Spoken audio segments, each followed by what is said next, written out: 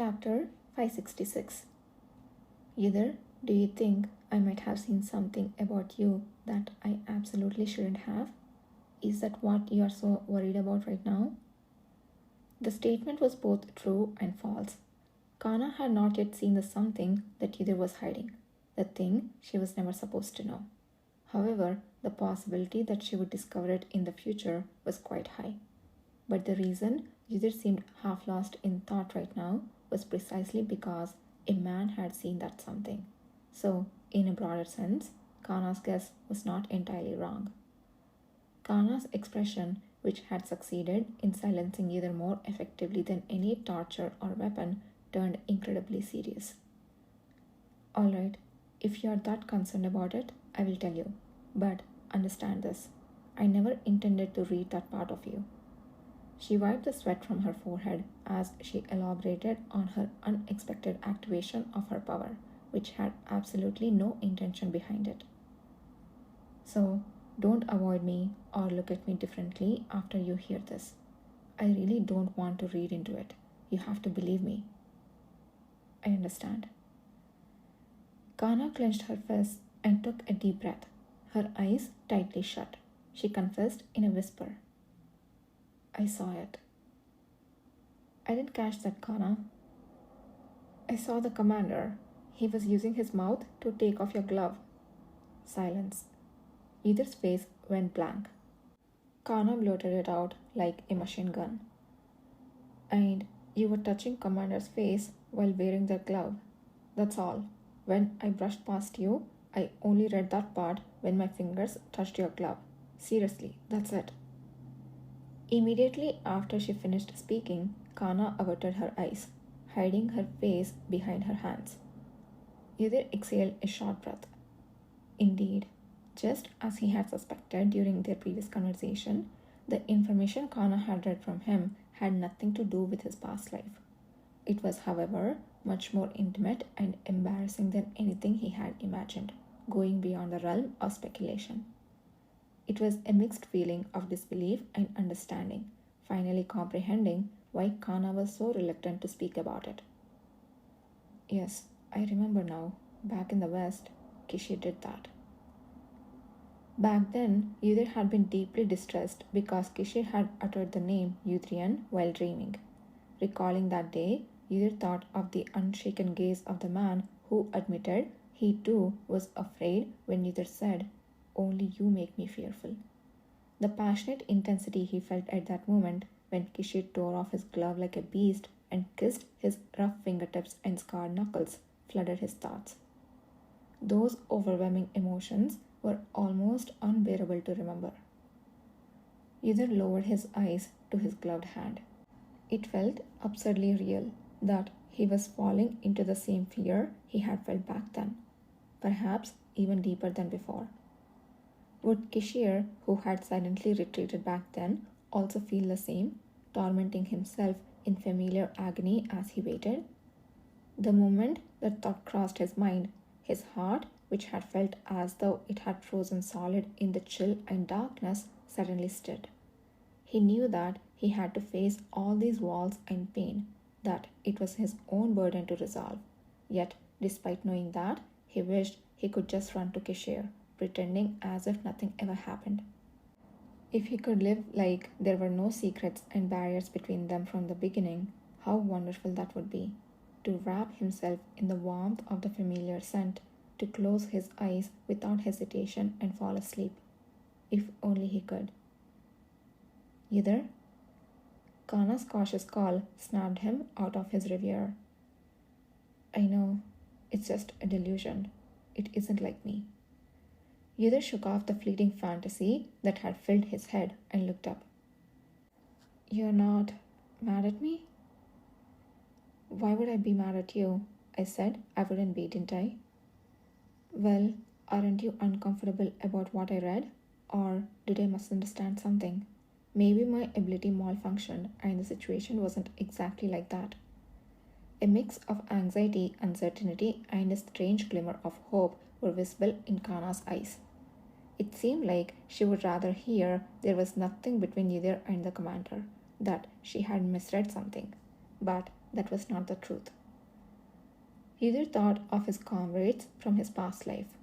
By now, most of them would have known the rumors about his involvement with Kishir. He had grown so accustomed to those stories trailing behind him that Kana's cautious attitude toward mentioning his relationship with Kishir seemed rather peculiar, especially since he knew she had kept the fact a secret for so long. In the past, nobody had ever wanted to know why he was involved with the commander, nor did anyone understand it was an accident. Yudhir himself didn't want to talk about it, convinced that no one would listen or believe him anyway. But now was different. If it's not a misunderstanding, Yudhir spoke softly, looking at Kana. Shouldn't you be the one feeling uncomfortable if everything you read was absolutely correct? No, that's not it.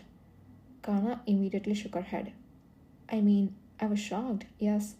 I don't know how many times I wished I had read it wrong. I even seriously suspected for a moment that you might be the commander's one-night plaything.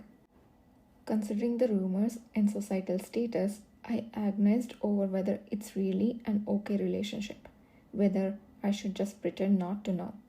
Oh no, anyway, that's not the point. Spouting her unsettling thoughts, Kana snapped back to her senses upon meeting Yudhir's gaze. But when the commander announced that he would dance with you, I couldn't help but feel he was sincere.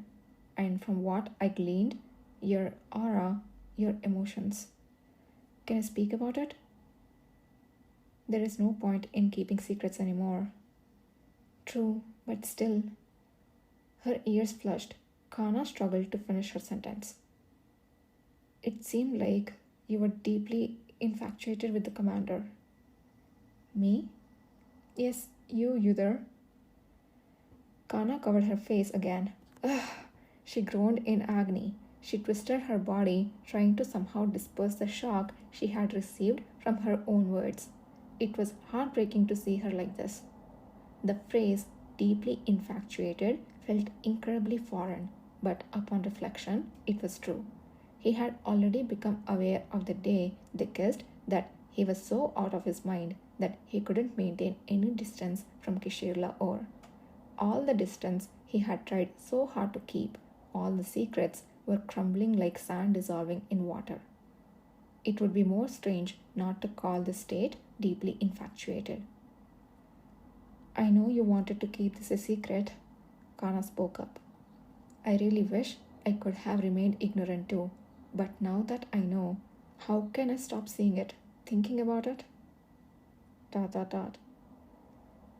I will still try to forget it. I won't ask any more questions than what I have seen. I haven't told anyone, and I swear on my faith, my mother, and my life that it will remain a secret forever. Trust me. It seemed unnecessary, but Kana immediately raised her hand and recited a short vow. She seemed so decisive, as if she had imagined the scenario in her head hundreds of times. Saying it out loud is also refreshing. After her vow, Kana seemed almost entirely back to her usual self. Although her ears were still red, she seemed genuinely relieved.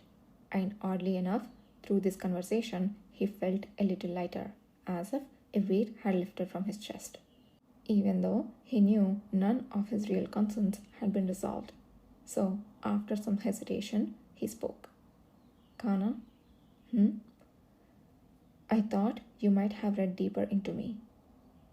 Is there something deeper than this? Kana's eyes trembled without restraint. Yes, there is. A lot. Not even one? Finding out someone else's secret isn't a good feeling, but even if that day comes, I want to... He hesitated for a moment. Continue to be with you just like now. He was well aware that it was a selfish wish, much like it was with Kishir. ... Thank you for agreeing to be on my side. My heart feels lighter because of it. Kana, who had been shaking her head as if asking what could be deeper than this, suddenly froze. A sudden moisture appeared in her big eyes as she stared blankly at him. He thought she was about to cry, but Kana didn't shed a tear. She swiftly covered her eyes, and under her hand, her lips broke a smile that was wider and brighter than ever before. What's this? You're not like yourself when you're saying things like that, either. But me too. Dot dot dot. I was really worried you would distance yourself from me after experiencing my ability. Thank you for not doing that. Whatever you are hiding, whatever I end up reading, nothing will change. Because what you wish for is what I wish for too. With newfound confidence in her improved ability to control, Kana reached out and grasped his hand, shaking it vigorously. It felt like it had been an eternity since they had this sort of physical contact. Like you said earlier, finding out something you didn't want to know isn't always good. But isn't living in ignorance not entirely happy either? That's how I try to think about my ability. Her final words left ripples in his heart.